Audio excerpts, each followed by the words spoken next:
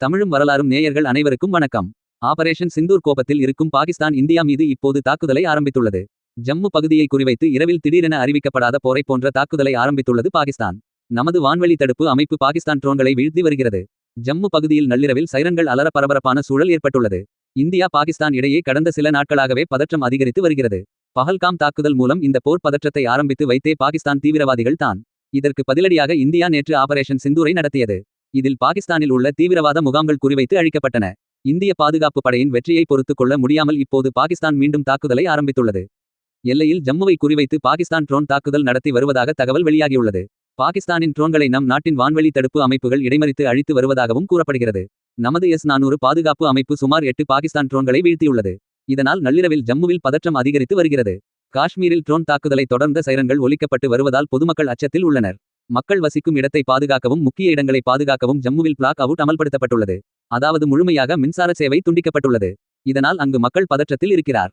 பாதுகாப்பான இடங்களை நோக்கிச் செல்கிறார்கள். இதனால் ஜம்மு காஷ்மீர் முழுக்க ஒருவித பதற்றமான சூழல் ஏற்பட்டுள்ளது. நள்ளிரவு நேரத்தில் ஜம்முவில் மக்கள் வசிக்கும் இடங்களையும் நோக்கி பாகிஸ்தான் ட்ரோன்களை வருகிறது. இதன் மூலம் பாகிஸ்தான் அறிவிக்கப்படாத ஒரு போரை ஆரம்பித்துவிட்டது என்றே சொல்லலாம். இந்திய ராணுவம் ஏற்கனவே திட்டவட்டமாக தாக்குதல் நடத்தினால் அதற்கேற்ப பதிலடி கொடுப்போம் என கூறியிருக்கிறது. எனவே இந்திய ராணுவம் விரைவில் பாகிஸ்தானுக்கு பதிலடியை ஆரம்பிக்கும் என்றே தெரிகிறது. இந்தியா மீது பாகிஸ்தான் அறிவிக்கப்படாத போரை தொடங்கியிருக்கிறது.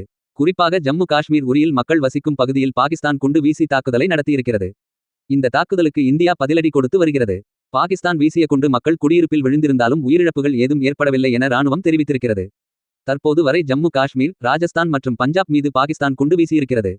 இதனை இந்திய வான் பாதுகாப்பு அம்சம் இடைமறித்து தாக்கி அழித்திருக்கிறது. ஏவுகணைகள் மட்டுமல்லாது சிறிய ரக ட்ரோன்களையும் பாகிஸ்தான் பயன்படுத்தியிருக்கிறது. இது போன்ற ட்ரோன்களின் விலை சில லட்சங்கள் தான் வரும். ஆனால் இதனை இடைமறித்து தாக்கி அழிக்கும் பாதுகாப்பு கவசத்தின் விலை கோடி கணக்கில் இருக்கும். இந்தியாவிடம் S-600 எனும் பாதுகாப்பு கவசம் இருக்கிறது. ஜம்மு காஷ்மீரில் முழுமையாக மின்சாரம் துண்டிக்கப்பட்டிருக்கிறது. அதேபோல ராஜஸ்தான், பஞ்சாப், ஹரியானா, குஜராத் உள்ளிட்ட மாநிலங்களில் பல இடங்களில் மின்சாரம் துண்டிக்கப்பட்டிருக்கிறது. மின்சாரம் துண்டிப்பு மூலம் இலக்குகளை திசை திருப்பும் முயற்சி மேற்கொள்ளப்பட்டிருக்கிறது. வெள்ளிக்கிழமை அதிகாலை 1 மணியளவில் கிடைத்திருக்கும் தகவல் பதான்கோட் பகுதியில் பாகிஸ்தானிய போர் விமானம் ஒன்று சுட்டு வீழ்த்தப்பட்டிருப்பதை உறுதி செய்திருக்கின்றன. ஜம்முவில் இந்தியா மற்றும் பாகிஸ்தான் ராணுவத்தினரிடையே கடுமையான துப்பாக்கிச்சூடு நடந்து வருகிறது. மட்டுமல்லாது பீரங்கிகளை கொண்டு தாக்குதல் நடத்தப்பட்டு வருகிறது. பீரங்கி குண்டுகளை இடைமறிப்பது கடினம் என்பதால் இது கடுமையான சேதங்களை ஏற்படுத்தக்கூடும் என சொல்லப்படுகிறது. அதே நேரம் இந்திய ராணுவம் லாகூர் மற்றும் கராச்சியின் சில பகுதிகளை தாக்கத் தொடங்கி இருப்பதாகவும் தகவல்கள் வெளியாகியுள்ளன. 50 ட்ரோன்கள், 8 ஏவுகணை, 3 போர் விமானங்கள் என அனைத்தையும் 35 நிமிடங்களில் காலி செய்து இருக்கிறது நம் இந்திய ராணுவம். சீனா மற்றும் அமெரிக்காவிடம் இருந்து வாங்கிய ஆயுதங்களை பாகிஸ்தான் நம் மீது பயன்படுத்தியும் இங்கு உயிர்ப்பலி கூட இல்லாமல் அனைத்தையும் தகர்த்தெறிந்து இருக்கிறோம். இது அமெரிக்காவில் டிஃபென்ஸ் சிஸ்டத்தையும் சீனாவின் டிஃபென்ஸ் சிஸ்டத்தையும் சேர்த்து தான் பாதிக்கிறது. அவர்களது ஆயுதங்களின் தரம் குறைவு என்பதை உறுதிப்படுத்தும் விதமாகவும் இது அமைகிறது. எனவே இரு நாடுகளும் பாகிஸ்தான் மீது வெறுப்பு கொண்டிருக்க வாய்ப்பு இருக்கிறது.